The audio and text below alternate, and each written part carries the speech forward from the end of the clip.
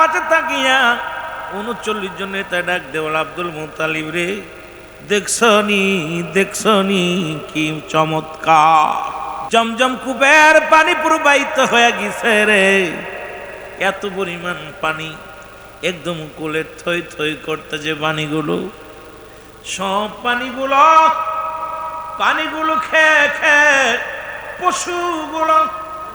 পশুগুলো বেঁচে গেলেন, ছোট মাসুম বাচ্চাগুলো বেঁচে গেলেন। পানির সিরিয়াল পড়ে গেল জমজম কূপের পানি নেওয়ার জন্যে। মানুষের স্রোত, একদম সবাই কাতারবন্দি হইয়া পানি পানি পানি হাইছে রে। আর মর্যাদার দিক দিকে বেড়ে গেল। আব্দুল মুত্তালিবের এলাকার মধ্যে সুনাম হয়ে গেল যে যত নেতায় বলো রে, কুরাইশ বংশের বড় নেতা আব্দুল মুত্তালিব, ইনার মতো নেতার কেউ নাই। ইনার রব্বে কারিমের সঙ্গে, আসমান জমিনের মালিকের সঙ্গে যোগাযোগটা ভালো আছে। যেরকম বড় বড় নেতারা বৃষ্টি নামাইতে পারে নাই, জমজম কূপের পানি বাড়াইতে পারে নাই, আব্দুল মুত্তালিব দোয়া করেছে আর জমজম কূপের পানি প্রবাহিত হয়ে গেছে। সুতরাং মর্যাদা একই তো কুরাইশ বংশের মানুষ এলো দামি মানুষ। মক্কা মদিনার বুকে কুরাইশ বংশে, যে বংশে আমার নবী আগমন করেছে, সেই বংশের দাম, সেই বংশের মানুষের মর্যাদা তো আগে থেকে অনেক বড়। আর নবীজির পদধূলি পায় তর ধন্য হয়ে গেল, সেই বংশের মানুষের মাথার উঁচু হয়ে গেল। জোরে জোরে চিল্লায় বলা যাবে না মারহাবা। বছর চলে গেল, একটা বছর পার হয়ে গেল। আব্দুল মুত্তালিব আর মানতের কথা মনে নাই, মানত পুরা করে নাই।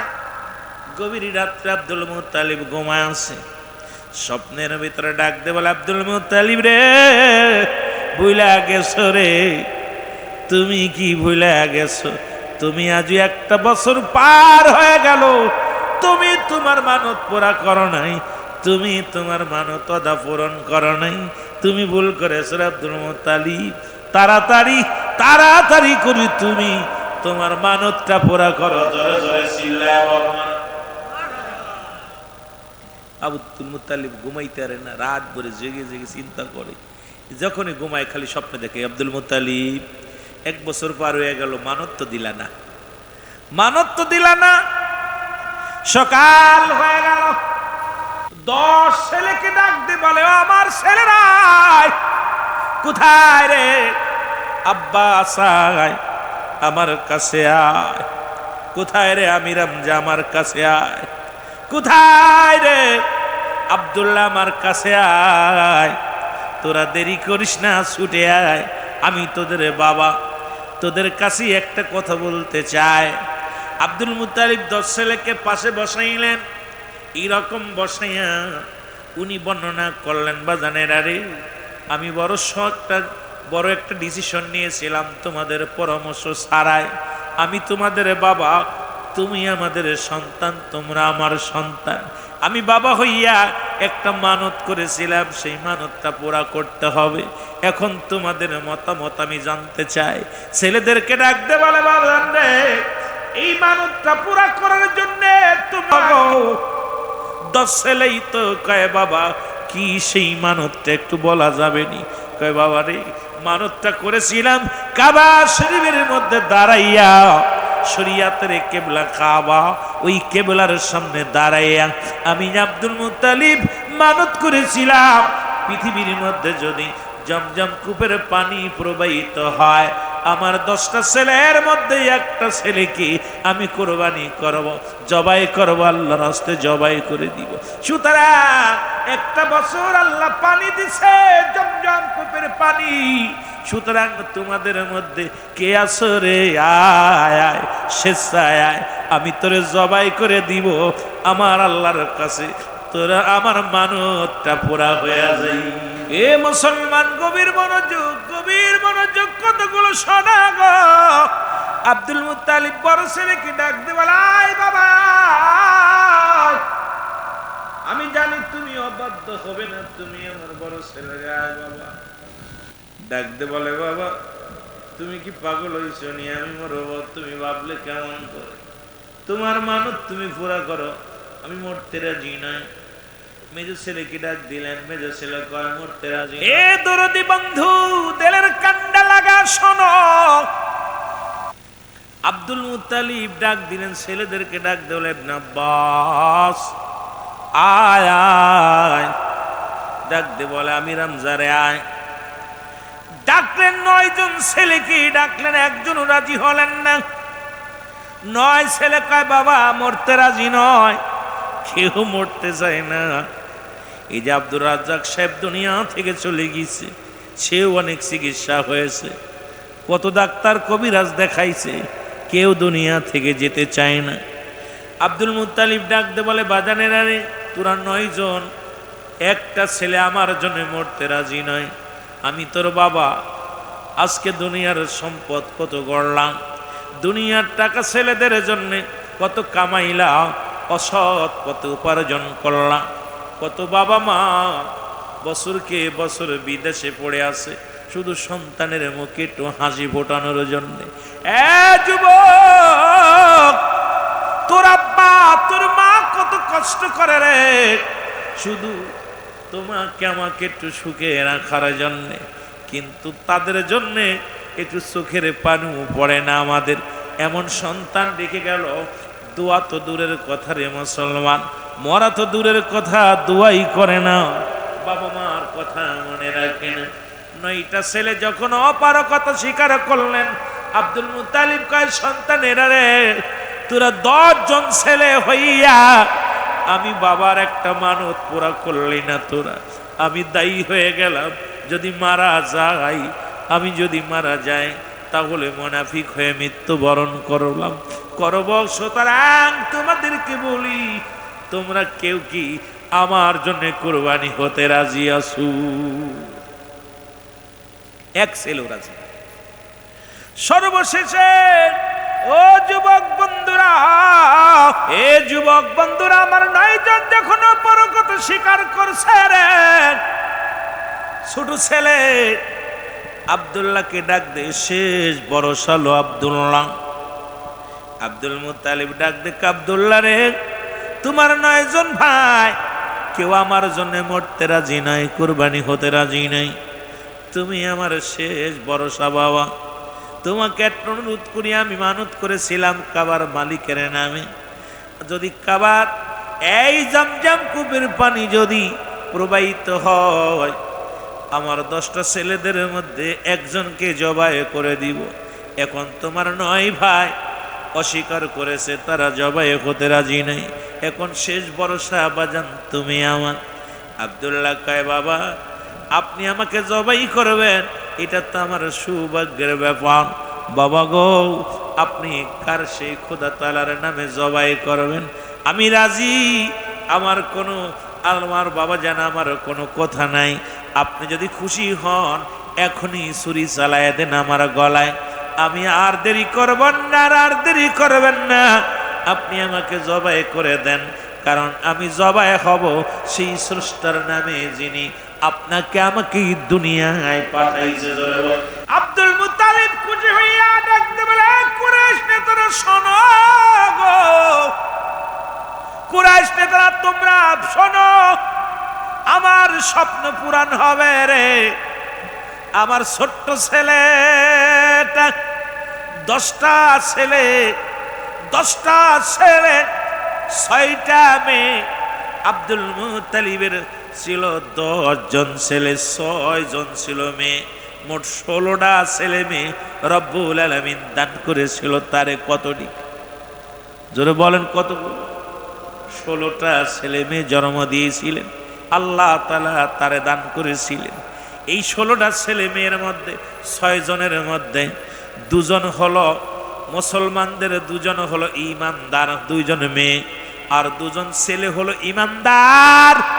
মেয়েদের মধ্যে 2 জন, একজনের নাম হলো হযরতে সুফিয়া, আর একজনের নাম হযরতে উমর।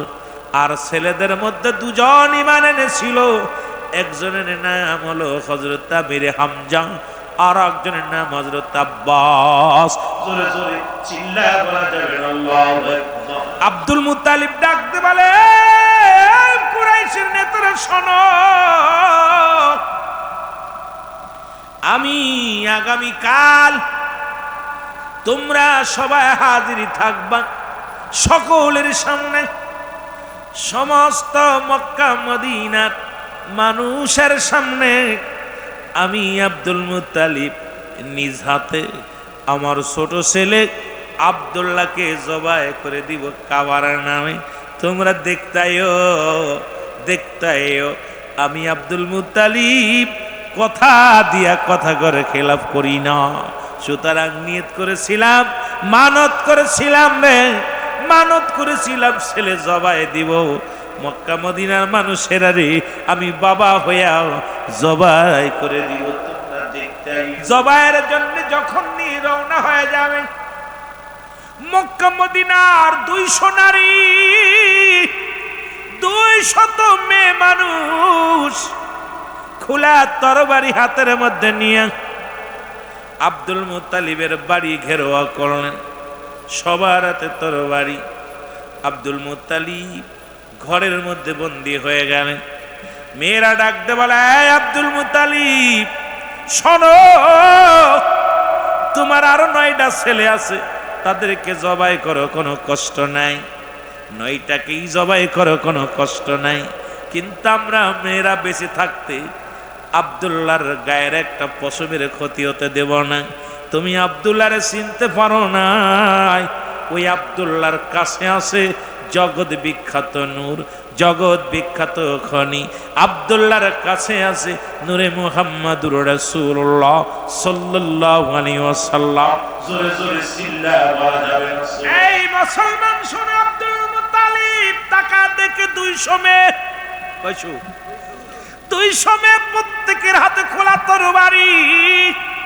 নেতৃত্ব দেয় নফেলের কন্যা মরিয়াম। নফেল কন্যা মরিয়াম, মরিয়ামের হাতেও তরবারি। মরিয়াম ডাক দে বলে, আব্দুল মুত্তালিব দেখছনি তরবারি? আমি মরিয়াম বেঁচে থাকতে আব্দুল্লাহর গায়ের একটা পশমের ক্ষতি হতে দিব না। আমার আব্বাজান তাওরাত কিতাবের পণ্ডিত, আমার আব্বাজান বড় কিতাব জানতেন। ওই কিতাবের মধ্যে নূরে মুহাম্মাদের আলোচনাগুলো যখন করত, আর ওই মুহাম্মাদের নূর গচ্ছিত আছে কার কাছে? এটা আব্দুল মুত্তালিব তুমি চিনতে পারো নাই। তিনি আর কেউ নয়, তিনি কুরাইশ বংশের কর্ণধার। তোমার কলিজার টুকরা সন্তান আব্দুল্লাহর কাছে আছে আমার রব্বুল আলামিনের বড় নিয়ামত খানা জমা রয়েছে আব্দুল্লাহর কাছে। জোরে জোরে চিল্লায়া বলা যাবে না।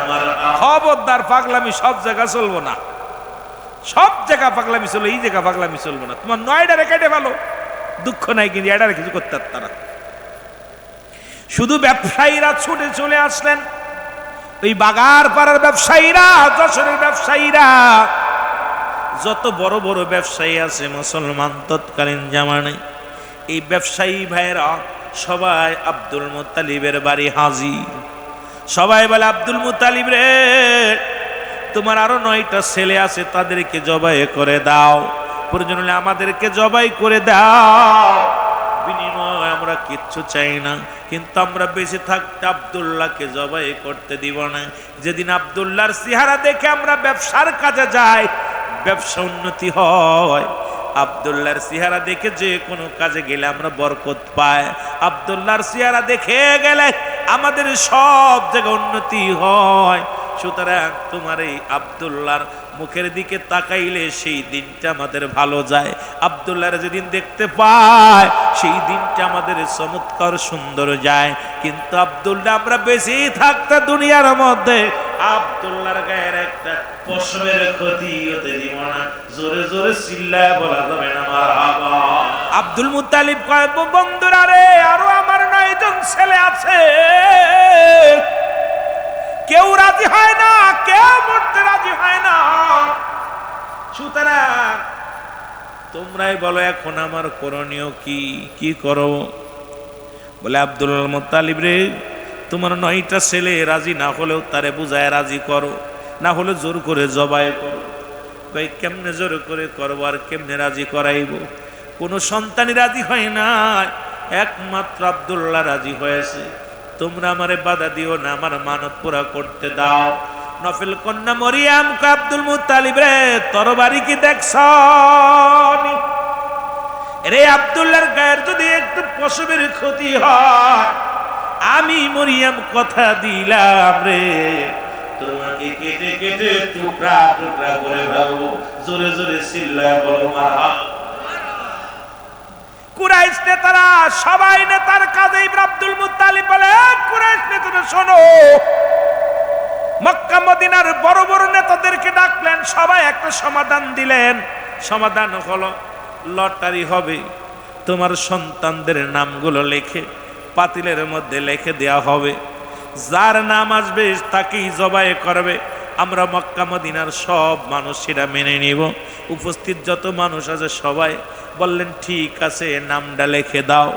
একটা পাতিলের মধ্যে মুসলমান শুনে নাও, ওনার ছেলেদের নাম, উটের নাম, গরুর নাম, ছাগলের নাম, বেড়ার নাম ইত্যাদি ইত্যাদি দিয়ে একটা পাতিলের মধ্যে লেখা হলো। এবার একটা ছোট্ট মাসুম বাচ্চা দিয়ে লটারি টানা হলো। প্রথম টান্ডা দিলেন আব্দুল্লাহর নাম। জোরে জোরে চিল্লায় বলা যাবে না। এর প্রথম যে কাগজখানা টান দিছে আব্দুল্লাহর নাম। লোকজন বলে, তোমরা যারা আব্দুল্লাহর পক্ষ নিছো শোনো, আমরা তো পার্সিয়ালিটি করি নাই, ছোট মাসুম বাচ্চা দিয়ে লটারি টানা হয়েছে, এখন আব্দুল্লাহর নামই আসছে। সুতরাং ওই আসমান জমিনের মালিক আব্দুল্লাহকেই পছন্দ করেছে। সুতরাং আব্দুল মুত্তালিব আব্দুল্লাহকে জবাই করবে, কেউ বাধা দিতে পারবে না। লোকজন বলে না না, আবার টানো লটারি। লটারি আবার টানা হলো, আবার নাম উঠলেন আব্দুল্লাহ। আবার লটারি টানো, আবার উঠল আব্দুল্লাহ। এইবার একবার নয়, দুবার নয়, 99 বার লটারি টানা হলো। 99টা কাগজের মধ্যে শুধু আব্দুল্লাহর নাম, আব্দুল্লাহর নাম, আব্দুল্লাহর নাম। জোরে জোরে চিল্লায় বলা যাবে না আমার আল্লাহ। এবার আব্দুল মুত্তালিব ডাক দেখো, জনগণ শোনো, এবার হলো শের মাথায় যার নাম ডটবে তাকেই জবাই করা হবে। সুতরাং তোমরা শুনে রাখো, তোমরা সকলে শুনে রাখো, এখানে কেউ বাধা দিতে পারবা না, এখানে কেউ প্রতিবাদ করতে পারবা না। মরিয়াম মুসলমান, নফল কন্যা মরিয়াম তরবারি সামনে নিয়ে ডাক দেখ আব্দুল মুত্তালিব রে, শোনো শোনো, আমার আব্বা জান তাওরাতের পণ্ডিত, তাওরাত কিতাবের মুসলমান, জব্বর কিতাবের মধ্যে, সমস্ত কিতাবের মধ্যে আখিরি নবীর আলোচনা আমার আব্বাজান যখন পাঠ করতেন, তখন আমি এই পণ্ডিত থেকে আমি আমার আব্বাজানের থেকে আলোচনা শুনেছি আখিরি নবীর ভবিষ্যৎবাণীগুলো। আমি বেঁচে থাকতে মক্কা মদিনার বুকে এই 200 নারী তোমার সামনে দাঁড়িয়ে আছে, 100 বার নয় 1,00,000 বার যদি আব্দুল্লাহর নাম ওঠে, আমরা বেঁচে থাকতে আব্দুল্লাহর জবাই হতে দিব না। 100 বার তো দূরের কথা, 1,00,000 বার উঠলেও কাজ হইতো না। লোকজন কি বলো, কথা ছিল 1 বার উঠবে, সে জায়গায় 99 বার উঠে গেছে। এইবার আব্দুল্লাহর বাঁচাইবে কে? কি বাঁচানোর মতো ক্ষমতা কারণ নাই। মুসলমান শুনে নাও, নফল কন্যা মরিয়াম ডাকতে বলে, রব্বুল আলামিন, মনে বড় আশা ছিল আমি নবীজির মা হব রে, বড় আশা ছিল আব্দুল্লাহরে বিয়ে করব, আব্দুল্লাহর থেকে আমার গর্ভে সন্তান আসবে, সেই সন্তান হবে নূরে মুহাম্মদ। সেই আমি জগৎ বিখ্যাত নবীর মা হওয়ার বড় স্বপ্ন ছিল রে। আজকে যদি প্রকৃতই জবাই হয়ে যায়, আমি তো মা হতে পারবো না, কেমনে ঠেকানো যায়? এবার আব্দুল মুত্তালিবের সামনে যা বলে, আব্দুল মুত্তালিব, যতই তুমি বাহানা করো, যতবার তুমি নাম উঠাও না কেন, শুনে রাখো, শুনে রাখো, আমরা বেঁচে থাকতে আব্দুল্লাহর একটা গায়ের পশম কাটতে দিব না। এবার 100 বারের মাথায় যখন টান দিছে রে, উটের নাম উঠে আসছে। এবার অনেকগুলো উট কোরবানি করলেন। যখন এবার 100 বারের মাথায় উটের নাম আসছে, সঙ্গে সঙ্গে উট কোরবানি করলেন। আব্দুল্লাহ বেঁচে গেল। এবার আব্দুল্লাহকে মুসলমান ছেড়ে দেওয়া হলো, মানত পুরা হয়ে গেল। উট জবাই করে আল্লাহর নামে সদকায়ে দিয়ে দিল। জোরে জোরে চিল্লায় বলা যাবে না মারহাবা। 100 বারের মাথায় উটের নাম আসছে। আব্দুল্লাহ বেঁচে গেছে। আব্দুল মুত্তালিব তাকা থেকে সকাল বিকেল শুধু মক্কা মদিনার নারীরা গুড়গুড় করে বাড়ির সামনে দিয়া, সব মানুষ আব্দুল মুত্তালিবের কাছে আছে। আব্দুল মুত্তালিব রে, তোমার ছেলেটারে কি আমার স্বামী বানায় দাও। মেয়েরা এসে প্রস্তাব দেয়, মেয়ের মা এসে প্রস্তাব দেয়, মেয়ের বাবা এসে প্রস্তাব দেয়। আব্দুল মুত্তালিব বড় ঝামেলার মধ্যে পড়ে গেলেন।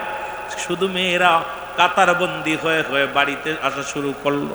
আব্দুল মুত্তালিব আব্দুল্লাহ রাস্তা দিয়ে যায়, পর্দা করে মাথা ঘোমটা দিয়ে চলে, তাও মেয়েদের যন্ত্রণায় রাস্তা দিয়ে মেয়েরা দাঁড়ায় থাকে। ডাক দিল, আব্দুল্লাহ রে, তুমি যদি আমার স্বামী হইতা, জীবনে কিছু চাই না, তুমি স্বামী হও। তুমি যদি আমার স্বামী হতে পারো, জীবনে আর কোনো চা নাই, আমার যা আছে সম্পত্তি সব তোমার দিয়ে দিব, আমার বাবার যত সম্পদ আছে দিয়া দিব, বিনিময় তুমি একবার আমাদের বিবি বইলা দাবি করে নাও। সব মেয়েরা, খালি মেয়েরা পাগল, আব্দুল্লাহর জন্য পাগল।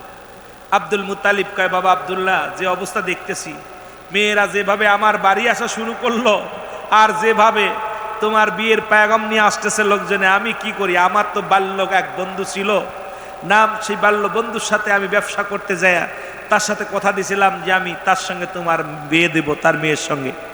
আব্বা জান, আপনি যার লাগে দিবেন আমি রাজি। সুবহানাল্লাহ বলেন না? আমি একা নয়। আর আব্দুল্লাহ বলতো, যখন মেয়েরা রে আমার কাছে প্রস্তাব দিও না, আমার আব্বা আছে।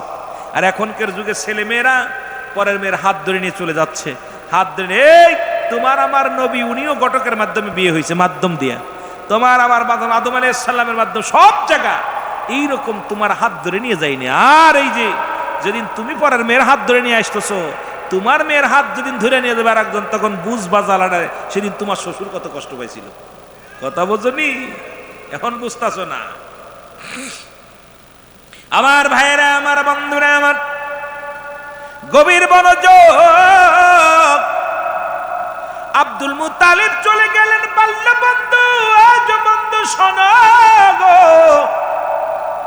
আব্দুল ওয়াহাব জুরির বাড়িতে আব্দুল ওয়াহাবকে ডাক দে, বলে, আব্দুল ওয়াহাব রে, ওই আব্দুল ওয়াহাব, তোমার মেয়েটা কি বড় হয়েছে? আব্দুল ওয়াহাব বলে, বন্ধু, আমার মেয়েটা তোমার ছেলের জন্য অতি যত্ন করে রাখছি, কারণ আমার মেয়ের ভিতরে 5টা গুণের গুণ আছে, যেটা বর্তমান জামানার মধ্যে সেই গুণ নাই। ইসলাম বলছে 5টা গুণের নারী বিয়ে করতে। বাগার পাড়ার মানুষেরা শুনে নাও, এখন তোমার বোর মধ্যে যদি ওই গুণ না থাকে রে, এই মেয়েটা বিয়ে করে তুমি ঠকেছো রে বাবা। ভালো করে লিখে নাও, ইসলাম বলেছে 5টা গুণের নারী বিয়ে করতে। তার মধ্যে 1 নাম্বার হলো সতীত্ব আমানতদারি। জোরে বলেন মারহাবা। একমাত্র স্বামী ব্যতীত অন্য কোন পুরুষ ওই মেয়ের লজ্জাস্থানের ও মুসলমান শোনো হেফাজত করেছিল, স্বামীর কাছে ছাড়া অন্য কোন পুরুষের কাছে বিলিয়ে দেয় নাই, কোনোদিন যায় না। 5 শ্রেণী বিয়ে করতে বলেছে মেয়েদেরকে, 5টা গুণের নারী। তার মধ্যে 1 নাম্বার হলো সতীত্ব আমানতদারি। এইটা আমাদের দেশে কয়টা মেয়ের পাবেন? আমাদের দেশের মা বোনদের ইজ্জত খেলো মামাতো ভাই, খালাতো ভাই। আল্লাহর কসম করে বলি, শুনে নাও, মামাতো বোনের চেহারা দেখা হারাম, খালাতো ভাইয়ের চেহারা দেখা হারাম, চাচাতো ভাইয়ের চেহারা দেখা হারাম, দেওরের মুখ দেখা হারাম। আজকে মৌলবীর বাড়ি আইয়া হুজুর নামাজ পড়ায় 5 ওয়াক্ত, হুজুর বিটার মুসলমান, দেখা যায় ছোট ভাই বউ নিয়ে ঘুরতে যায়, বড় ভাই বউ নিয়ে ঘুরতে যায়। কোন মাসলাই পাইলে আজকে সমাজ জাতি নষ্ট হয়ে গেল। নামাজ যেমন ফরজ, পর্দা তেমনি ফরজ। যাদের সঙ্গে দেখা করা যায় তাদের সঙ্গে বিয়ে করা হারাম, যাদের সঙ্গে দেখা করা যায় হারাম, তাদের সঙ্গে বিয়ে করা যায়। সুতরাং খালাতো ভাই, মামাতো ভাই, ফুফাতো ভাই, চাচাতো ভাই, এগুলো দেখা করা সম্পূর্ণ হারাম, হারাম, হারাম। নাম্বার 2 হলো আমলদারি নারী। আজকে মেয়েদের আমল নাই, শুধু মোবাইল টিপা টিপি গো, শুধু টিকটক, শুধু টিকটক টিকটক টিকটক করতে করতে সমাজ গেল। আমি কসম করে বলি 2 নাম্বার হলো আমলদারি নারী। আজকে একটা বাড়ির মধ্যে আমল নাই, বাবারা আমার, আপনার মেয়ের আমল নাই, আপনার বোনের আমল নাই। আমল ছাড়া নারী আর ব্রেক ছাড়া গাড়ি। মুসলমান ব্রেক ছাড়া গাড়ি যেমন রাস্তায় দুর্ঘটনা ঘটে, বেপরদা নারীগুলো শুধু যেখানে সেখানে ধাক্কা খাইতে খাইতে সমাজটা নষ্ট করে। জোরে জোরে চিল্লা বল ঠিক কিনা। 3 নাম্বার হলো ও যুবক, পর্দাশীলতা নারী। আজকে একটা ঘরে পর্দা নাই, কি আলেমের বাড়ি, কি পীর সাহেবের বাড়ি। পীর সাহেবের মায়ের হাফ প্যান্ট পরে ঘোরে, পীর সাহেবের মেয়ে বক্কা টিম কাটিয়া ঘোরে, পীর সাহেবের মেয়ে পাতলা কাপড় গায়ে দেয়, মৌলবীর মেয়ে বেগানা পুরুষের হাত ধরে চলে, মৌলানার মেয়ে বেগানা পুরুষের হাত ধরে চলে, ইমাম সাহেবের মেয়ে বেগানা পুরুষের হাত ধরে চলে। আজকে সমাজ নষ্ট করলো, কারণ নিজেই পর্দার বিধান মানি না, নিজেই মানি না। আমি বড় বক্তা, আমার বিবি জিন্সের প্যান্ট পরে। আমি বড় বক্তা, আমার মেয়ে মুসলমান জিন্সের প্যান্ট পরে। আমি বড় বক্তা, ওয়াজ করে বেড়াই, আমার মেয়ের পর্দা নাই, বিবির পর্দা নাই, বোনের পর্দা নাই। আমি কই ওই বক্তাকে আজকে সমাজ থেকে চিরতরে আমাদের প্রত্যাহার করতে হবে। এই বক্তার ওয়াজ দ্বারা সমাজ জাতি কিছু বাঁচবে না, এই বক্তা সমাজ নষ্ট করবে, ওর কথা দ্বারা মানুষ হিদায়াতের মধ্যে আসবে না। এই জন্য ওয়াজ করার আগে বক্তা যখন দাওয়াত দিবেন, আল্লাহর রাস্তায় কষ্ট করে তার বাড়িতে যাবেন, যা দেখবেন বাড়ি পর্দাশীলতা আছে কিনা, বাড়ি ইসলামের বিধান মানে কিনা। বাবারা আমার, আজকে তো মোবাইলের জামানা, মোবাইলের যুগ আয়া গেছে। আইয়া এখন ডিজিটাল বক্তা ছাড়া আমরা কিচ্ছু বুঝি না। আজ ডিজিটাল বক্তা ছাড়া, সমাজ নষ্ট ছাড়া ভালো হচ্ছে না। জোরে জোরে বলেন ঠিক কিনা। এই তোরে দড়ি কেন? কিয়ামতের ময়দানে তোদের জিহ্বা কাটবে। কয়েকটা জেলায় মাদক যারা সেবন করতেছে, পুলিশের সাহায্য না, যুবকরা একত্রিত হয়ে ঘর দরজা উচ্ছেদ করতে পিটাইতেছে। আমিও বলি, এই আজকে যারা যুবক আসির, আগামীকাল থেকে শুরু করে দিবি। এই সমাজের মধ্যে যারা জুয়া খেলে, এই সমাজের মধ্যে যারা মদ, ইয়াবা, গাঁজা এইগুলো সেবন করে, তাদের বিরোধিতা করতে হবে ঐক্যবদ্ধ হয়ে। তাদেরকে সমাজ থেকে বিতাড়িত করতে হবে, না হলে সমাজ নষ্ট হয়ে যাবে। যারা বলেন ঠিক কিনা। এই সমাজকে বাঁচাতে হলে যুব সমাজ জাগতে হবে। ওই গাঁজাখোর, মদখোর, ইয়াবাখোর, নারীখোর দেশ ভরে গেছে। আজকে সমাজের মধ্যে ওই মুসলমান একটা নারী নিরাপদে নাই, একটা বাড়ি নিরাপদে নাই, একটা সমাজ নিরাপদে নাই। এই জন্য আমাদেরকে আর বসে থাকার সময় নাই। ওই সরকার কি করবে, প্রশাসন কি করবে, দেখার সময় নাই। আমাদের 5 ওয়াক্ত সালাত আদায় করব, নিজেরা সৎ পথে চলবো। অসৎ পথে যারা চলে তাদেরকে বারণ করব, যখন যারা না শোনে তখন তাদের প্রতিহাত করব। জোরে বলেন ঠিক কিনা। আরো জোরে বলেন ঠিক কিনা। বলতেছিলাম 3 নাম্বার হলো পর্দাশীলতা নারী। 4 নাম্বার হলো গুণবতী, রূপবতী নারী। এখন আমরা গুণ দেখি না, কারণ এখন তো কেন মেয়েদের সাথে সংসার নষ্ট হয়ে যায়। আমার ছেলেরা এখন ধলা সুন্দরী পুজোরি, ধলা চামড়া দেখলে আর মাথায় কাজ করে না। আগের যুগের মানুষ যখন বিয়ে শাদী হতো, মাতৃকুল পিতৃকুল যাচাই বাছাই করে নিত। মায়ের কুল, নানার কুল, বাবার কুল দেখতো, ওই কুলে গাঁজাখোর আছে কিনা, মদখোর আছে কিনা, ডাকাত গুন্ডা বদমাইশ গুলো আছে কিনা, অনেক কিছু যাচাই বাছাই করে শাদী মোবারক হতো। এখন আর গার্জিয়ান লাগে না, ধলা চামড়া হয়েছে। এখন মুসির মেয়ে হোক, গাঁজাখোরের মেয়ে হোক, মদখোরের মেয়ে হোক, মাতালের মেয়ে হোক, দেখার বিষয় না। আগে দরকার সুন্দরী চামড়া হলেই হলো। এই সুন্দরী চামড়া দেখে পাগল হওয়ার কারণে সমাজ জাতি সব নষ্ট হয়ে বলেন ঠিক কিনা। আমি যুবকদের পায়ে ধরে বলে যাই, গুণবতী নারী যারা, আগে গুণবতী নারী যারা ছিল, পিটায়া ঘর থেকে বাইর করে দিল। রাস্তায় যে কান্ত, স্বামীর সংসার ভাঙ্গে নাই। তারা স্বামীর অত্যাচার সহ্য করে, শাশুড়ির অত্যাচার সহ্য করে, শ্বশুরের আঘাত সহ্য করে ঘর করেছে। কোনোদিন শ্বশুর শাশুড়ির উপরে কথা বলে নাই। আজও পর্যন্ত ওই আদি যুগের মা গাদের দেখা যায় পর্দা নাই। তারা ছোট্ট কাপড় গায়ে দিল, ঘুমটা মুড়িতে যায়। তাদের লজ্জায় এখনো মাথাটা কাউকে দেখায় না। আর ডিজিটাল মেয়েগুলো আজকে সমাজ জাতি নষ্ট করার জন্য আজকে ডিজিটাল জাতি সব শেষ করে দিল। জোরে জোরে বলেন ঠিক কি না। এই জন্য অনুরোধ করবো, আপনারা আগে গুণবতী নারীগুলো বিয়ে করেন। রূপবতীর দরকার নাই, রূপ দুদিন আছে, দুদিন পরে রূপ নষ্ট হয়ে যাবে। গুণ যদি না থাকে ও সংসার করে জীবনে শান্তি পাবি না। 5 নাম্বার হলো আদর্শবান বাবা মায়ের সন্তান। এখানে আজ থেকে প্রতিজ্ঞা করব, যত বড় সুন্দরী চামড়া হোক না কেন, যত বড় নায়িকা হোক আর গায়িকা হোক, পৃথিবীর মধ্যে যার বাবা মা গাঁজার ব্যবসা করে, যারা ইয়াবা খায়, ফেন্সিডিল খায়, মদ খায়, আজ থেকে প্রতিজ্ঞা করব জীবনেও তাদের মেয়ের সঙ্গে বিয়ে করব না, তাদের সঙ্গে কোনো আত্মীয়তা করব না। কে কে রাজি আছো একটু হাত তুলে আল্লাহকে দেখায় দাও। এই গাঁজাখোর, মদখোর, সুদখোর, ঘুষখোর, কোটি টাকার মালিক হোক, 3 তলা 10 তলা বাড়ি হোক, প্রয়োজন হলে একজন রিক্সা চালকের মেয়ে বিয়ে করবি, একজন রিক্সা চালকের লগে বিয়া দিবি, হারামখোরের লগে নয়, সুদখোরের লগে নয়, ঘুষখোরের লগে নয়, জিনাকারীর লগে নয়, একজন 5 ওয়াক্ত নামাজি হালালখোর বান্দার লগে বিয়া দিবি। সে সারাদিন পরে এক মুঠা খাবার খাওয়াবে, হালাল খাওয়াবে, আর শাকমাকের পর্দার মধ্যে রাখবে, এমন একটা ছেলের হাত ধরাই দিবি, তাহলে নাজাত পাওয়া যাবে। আমার ভাইরা, এই গ্রামে কে কে গাঁজা খায় আমরা চিনি না? মদ খায় কিনা কেটা চেনেন না? ইয়াবার ব্যবসা করে চেনেন না? এদের মেয়েগুলো যখন আইবুড়ি হয়ে যাবে তখন ও নিজেই ফিরে আসবে, আহারে আমি গাঁজা আর খাবো না, বেচবো না, কেন আমার মেয়ে কেউ বিয়ে করবে না। এই যে সমাজ, যদি আমরা সচেতন হই, প্রশাসনও লাগবে না, সরকারও লাগবে না, আমার সমাজ আমরাই বাঁচাইতে পারবো। জোরে বলেন ঠিক কিনা? ও গাঁজা খায়, গাঁজাখোরের সঙ্গে কোনো আত্মীয়তা নাই। ও মদ খায়, ও মদখোরের সঙ্গে কোনো আত্মীয়তা নাই। ও ঘুষখোর, ও সুদখোর, ও বিশাল সুদখোর, সুদখোরের সঙ্গে কোনো আত্মীয়তা নাই। জোরে বলেন ঠিক কিনা? ওর সঙ্গে কোনো আত্মীয়তা নাই।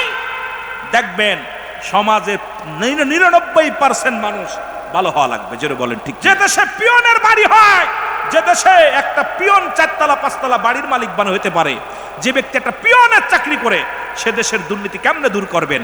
এদেশ থেকে দুর্নীতি দূর করতে হলে আমাদেরকে জাগতে হবে। ওই ডিজিটাল দেশের ডিজিটাল আলেম এখন হইলে হলে চলবে না, আমাদেরকে সচেতন হতে হবে। জাতিকে বাঁচাইতে হবে, সমাজকে বাঁচাইতে হবে, দেশকে বাঁচাইতে হবে। জোরে বলেন ঠিক কিনা? আর একটু জোরে বলেন ঠিক কিনা? এই জন্যে ওয়াজ নসিহত দিয়ে কাজ হচ্ছে না, কারণ ওয়াজ দিয়ে আয়া দেখবেন খালি নিজের পক্ষে কথা বলা, এটা আমরা শিখি নাই। এটা আমরা, আমার ভাই ওয়াজ করছে জাহিদ জাকির, ও নিজের পক্ষে কথা বলে, আমরা নিজের পক্ষে কথা বলার জন্য এখানে আসি নাই। আমরা আসি বিশ্ব জাকির মঞ্জিল আলেমরা সমাজের পক্ষে কথা বলার জন্য, কোরআনের পক্ষে, হাদিসের পক্ষে, ন্যায়ের পক্ষে কথা বলার জন্য আসি। সুতরাং আমরা একটা কথা বলে যাই, এই সমাজের খালি সমাজকে দোষারোপ করলে চলবে না, আমরা সচেতন হই। দেখবেন অনেকের বাবা মাল খেয়ে ঘুরে বেড়াচ্ছে, মেয়ে বেপর্দায় চলতেছে, ওইগুলোই আবার বিয়ে হচ্ছে। ভালো একটা পর্দাশীলতা নারী, তার বাবা মা কষ্টের মধ্যে আছে, বিয়ে দিতে পারতেছে না মেয়েটা। জোরে বলেন ঠিক কিনা? এর জন্য কিন্তু দায়ী আমরা। এই কালচার পরিবর্তন করতে হবে। জোরে বলেন ঠিক কিনা? আমার ভাইরা, আমার বন্ধুরা, আমার আব্দুল ওয়াহাব মনে আসেনি? আব্দুল ওয়াহাব কয়, বন্ধু আমি তো কন্যাকে এমন ভাবে লালন পালন করেছি, আজ পর্যন্ত কোনো বেগানা পুরুষ দেখে নাই। মারাবা বলেন না, নবীর মার কথা শোনেন একটু ভালো করে। আজ পর্যন্ত কোনো বেগানা পুরুষ দেখে নাই। আমার মেয়েটা খোড়া পা দিয়ে কোনোদিন বাইরে আসে নাই।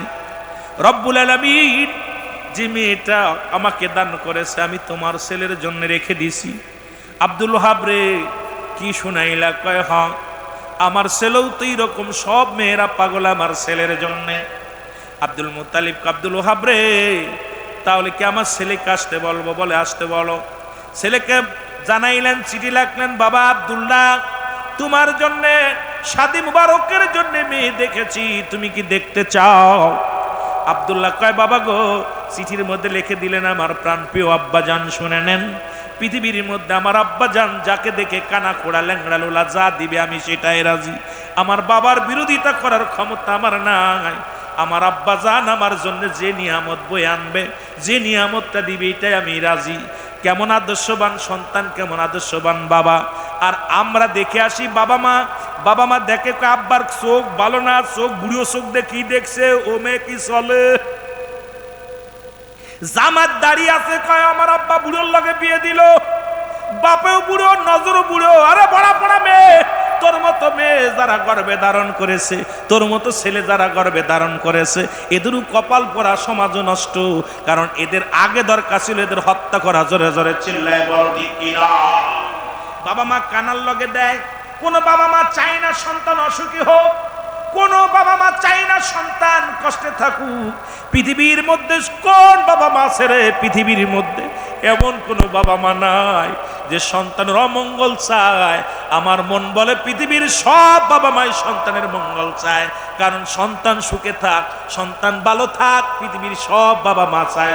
বলেন ঠিক কিনা? পৃথিবীর কোন বাবা মা চায় না আমার সন্তান কষ্টে থাক, আমার সন্তান অসহায় হোক, আমার সন্তান ভিক্ষা করে খাক, আমার সন্তান বেকার থাক। পৃথিবীর সব বাবা মায় চায় আল্লাহ আমার কলিজার টুকরা সন্তানের তুমি কষ্ট দিও না, আমার সন্তানটারে তুমি সুখে রাখো। সুতরাং কোন বাবা মা, যে বাবা মা তোমাকে যে মেয়ের লগে দিবে, যে ছেলের লগে দিবে, তুমি চোখটা বন্ধ করে রাজি হয়ে যাবা, এর মধ্যে কল্যাণ আছে। ওই মায়ের দোয়া আছে, বাবার দোয়া আছে, এই দোয়ার বরকতে তুমি পৃথিবীর মধ্যে সবচেয়ে হ্যাপি মানুষ হবা। ঠিক কিনা? আব্দুল ওহাব এবার আব্দুল মুতালিব দুজন বসলেন, ডাক দিলেন আব্দুল্লাহ রে, আয় তোমার লগে মেয়ে ঠিক করেছি, তাড়াতাড়ি আয়। আব্দুল্লাহ বলেন আব্বাজান, সঙ্গে সঙ্গে চলে গেলেন, বিয়ে হয়ে গেল। মরিয়াম দূর থেকে দেখে ডাক দে বলে আব্দুল্লাহ রে, ও আব্দুল্লাহ দাঁড়া। আব্দুল্লাহ দাঁড়াইলেন, আব্দুল্লাহকে ডেকে নিয়ে দাঁড় ঘরে বললেন আব্দুল্লাহ রে, ও আব্দুল্লাহ সত্যি করে বলো তুমি কি বিয়ে করেছ? আব্দুল্লাহ কয় মরিয়াম রে, অন্যদিন তো ডাক দে খাতের করো, ভালো দুই ভালো মন্দ কথা জিগাও, আজকে আগেই তো ডাক দিয়া বলো বিয়া করেছো নি? কয় না রে আব্দুল্লাহ না, আগে বলো তুমি শাদী মুবারক করছো কি না? আব্দুল্লাহ কয় মরিয়াম রে, আজ দুদিন হয়ে গেল আমি শাদী মুবারক করেছি। ও যুবক শুনে নাও, শুনে নাও। মরিয়াম একটা চিৎকার দিয়ে বলে আল্লাহ, ও আমার আল্লাহ, তুমি আমার মনের আশা পুরা করলা না। আব্দুল্লাহ রে, এই আসিলাম তোমার বাবা যখন তোমাকে জবাই করতে চেয়েছিল, সেদিন আমি 200 নারী নিয়ে গিয়েছিলাম তরবারি নিয়ে। কিসের জন্য গিয়েছিলাম জানো? সেটা একমাত্র তোমাকে আমি স্বামী হিসেবে পাবো বলে। কারণ আমার আব্বা জান তাওরাত কিতাবের পণ্ডিত, আমার আব্বা জান যখন কিতাব পড়তেন আখিরি নবীর বর্ণনা যখন বলতেন, আমি সেই বর্ণনা তোমার ভিতরে পাইছি আব্দুল্লাহ। আব্দুল্লাহ রে, গত দুদিন আগে যে আব্দুল্লাহ রে দেখেছি সে আব্দুল্লাহর নাই, তোমার ভিতরে সেই নূরের মালিক তোমার বিবি হয়ে গেছে আব্দুল্লাহ। আব্দুল্লাহ রে, মনে বড় আশা ছিল বাবার, আমি একমাত্র বাবার সন্তান, আমার বাবার যত জমা জমি আছে সব কিছু তোমারে দিয়া দিব, বিনিময় শুধু স্বামী হিসেবে তোমারে পাবো।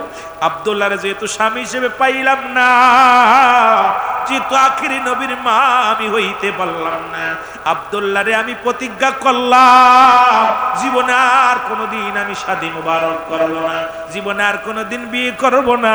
ওই আখিরি নবীর মা হওয়ার স্বপ্ন নিয়ে আমার জীবনটা কাটায় দিব। জোরে জোরে বলো মারহাবা। আর একটু জোরে জোরে চিল্লায় বল আল্লাহু আকবার। আরো জোরে বল আল্লাহু আকবার। এ যুবক গভীর মনোযোগ, এই রহমতের নবী, মাগফিরাতের নবী, নাজাতের নবী এই দুনিয়ার মধ্যে আগমন করলেন।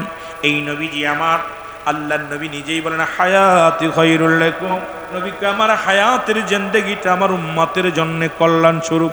এই পৃথিবীর মধ্যে রাসূল বলেন আমি হায়াতের জিন্দেগি জমিনের মধ্যে আগমন করলাম, এই জমিনের মধ্যে আমার উম্মতের জীবনটা বড় ধন্য। ওমামায়াতি খায়রুল লাকুম, ওফাতি খায়রুল লাকুম, রাসূল বলে আমার ওফাতটা, আমার ইন্তেকালটা আমার উম্মতের জন্য কল্যাণ স্বরূপ। সুতরাং পৃথিবীর মধ্যে এই নবী দুনিয়ার মধ্যে আগমন করেছে আমার আপনার কল্যাণের জন্য। আবার নবী দুনিয়া থেকে বিদায় হয়ে গেলেন, নবীজি কি করলেন? ওফাত করলেন, ইন্তেকাল শরীফ করলেন, এটা উম্মতের জন্য কল্যাণ স্বরূপ। সেই নবীজির প্রেম আমার খাজা ফরিদপুরি বলেন বাবা, সেই নবীর প্রেম ভালোবাসা যার অন্তরে যতটুকু, তার ঈমান বলতে ততটুকু। নবীর প্রেম ভালোবাসা যার অন্তরে নাই, তার ঈমান বলতে কিছু নাই, সরাসর বেঈমান। বাবার রসুলের সঙ্গে বিয়ে হয়ে রসুলের মায়ের সঙ্গে বিয়ে হয়ে গেল, এই কথা রাখলেন। আবার যদি আসি আশপাশে, এরপর থেকে আলোচনা হবে, তাহলে আপনাদেরকে আমি রসুলের ওই মায়ের পেটে 10 মাস 10 দিন কেমনে কাটাইল, এরপরে 63 বছরের জিন্দেগি, এই জীবনী নিয়ে যুবক মুসলমান বাল্য জীবন মুসলমান এই জীবনের মধ্যে আলোচনা করলে রাতকে রাত কেটে যাবে, শেষ করতে পারবো না। সুতরাং বাবার বিয়া পর্যন্ত দিয়ে আসলাম, আল্লাহ বাঁচায় রাখে আবার আলোচনা হবে, আলোচনার ময়দানে কথা হবে। আমার যুবক বন্ধুরা আমার শুনে নাও, সেই নবীর উপরে দুরূদ ও সালাম পাঠ করলে, আমার এক ভাই বলছে ভাই আমার নবীর উপরে দুরূদ ও সালাম পাঠ করা এটা নিয়ে একটু আমাদের এখানে কি আপনি একটু কথা বলবেন। মুসলমান ওনাদের কিতাব আমাদের কিতাব নয়, মুফতি শফিক আহমেদের লেখা ফতোয়ায়ে দাওবান, ভালো করে লিখে নেন। বেশি কিতাব যেহেতু 12টা বেজে গেছে, আগেই সারার দরকার ছিল। ফতোয়ায়ে দাওবানদের মধ্যে 2য় খণ্ড, এ যুবক শুনে নাও, মুফতি শফিক আহমেদের লেখা, যারা দাওবান মাদ্রাসা আমাদের জাহিদ হাসান জাকির যিনি কওমি অঙ্গনে লেখাপড়া করেছে, এই রকম কওমির গুরু যারা আছেন তারা লিখে নেন। এই এলাকার মধ্যে কওমির ছাত্ররা আছেন, শুনে নেন বাবারা আমার। ফতোয়ায়ে দাওবানদের মধ্যে 2য় খণ্ড 24 নম্বর পৃষ্ঠা, মুফতি শফিক আহমেদ লিখলেন রাসূলের উপরে জীবনে একবার দুরূদ পড়া ফরজ, একাধিকবার পড়া সুন্নাত, যতবার বেশি বেশি পড়বে মুস্তাহাব। জোরে জোরে চিল্লায় পড়া যাবে না মারহাবা, আর একটু জোরে। এখন যারা তাবলিগ জামাত করেন মসজিদে মসজিদে, তাবলিগ জামাতের ভাইয়েরা শুনে নেন, আপনাদের একটা কিতাব আছে, কিতাবের নাম হলো মুসলমান ফাজাইলে দুরুদ। আমার মুসলমান বাবারা, একটা হলো ফাজাইলে আমল, আর একটা হলো ফাজাইলে দুরুদ। এই রাসূলুল্লাহ দুরুদের, রাসূলুল্লাহর কিয়ামের রাসূলের মুসলমান শুনে নেন, নবীজির দুরুদের ফজিলাত নিয়ে একটা কিতাবই লেখলেন, বই লেখলেন, সেই বইটার নাম হলো ফাজাইলে দুরুদ। এ মুসলমান শুনে নাও, শুধু তাই নয়, আজকে যারা মিলাদের বিরোধিতা করো, এদের গুরু চরমনা পীর সাহেব, মরহুম পীর সাহেব কেবলা, এ মুসলমান ফয়জুল করিমের মুসলমান বাবা মির্জা ফয়জুল করিম, রিজাল করিমের বাবা ফজলুল করিম, ফজলুল করিমের বাবা মরহুম ইসাক রাহমাতুল্লাহ আলাইহি, উনি নিজে রাসূলের তারায়া সালাম দিবেন, রাসূলের উপরে দুরূদ ও সালাম পাঠ করছে, মিলাদ করছে। এখন তার আওলাদেরা কয় যাবে না, না যায় না যায়। আল্লাহ কয় ইন্না নিশ্চয় ইন্নাল্লাহ, আমি আল্লাহ সাল্লাল্লাহু আমি পড়েছি আলান নবী, আমার নবীর উপরে, ইয়া আইয়ুহাল্লাযীনা আমানু, ঈমানদার বিশ্বাসীরা, সাল্লু আলাইহি ওয়া সাল্লিমু তাসলিমা। আল্লাহ কয় ঈমানদাররা, বিয়া ইউহান নাস বললে নাস শব্দের অর্থ মানুষ, আল্লাহ মানুষে ডাক দেন নাই, ডাক দিছি ঈমানদারদেরকে, ঈমানদাররা বিশ্বাসীরা গো, সাল্লু আলাইহি ওয়া সাল্লিমু তাসলিমা। দুরূদ ও সালাম পাঠ করা আমার নবীর উপরে 2টা কায়দা, একটা হলো তাসলিমান, তাগিদ দিছে পড়ার জন্য। যারা গ্রামার বোঝো, যারা আরবি পড়তে পারো ভালো করে শুনে নাও, একটা হলো তাসলিমান, তাগিদ দিছে পড়ার জন্য, একটা হলো তাজিমান, সম্মানের সঙ্গে। সুতরাং আমার নবীরে দুরূদ ও সালাম দিতে গেলে যাদের কষ্ট হয়, মনে রাখবেন এরা দুশমনে রাসূল, এরা দুশমনে রাসূল। জোরে জোরে চিল্লায়া বলা যাবে না, ঠিক কিনা? রাসূলের সঙ্গে যারা গাদ্দাবি করে, এরা কি মানুষ? এরা অমানুষ। রাসূলকে যারা পায়া ধন্য হয় নাই রে, সেই রাসূলের সাথে যারা গাদ্দাবি করে। সুতরাং আমি অনুরোধ করব, অসংখ্য দলিল মিলাদ কিয়ামের, অসংখ্য, আপনার ভালো লাগে না পড়েন, দরকার নাই, কিন্তু রাসূলুল্লাহর সঙ্গে বিরোধিতা করার এই একটা আপনাকে কে দিল?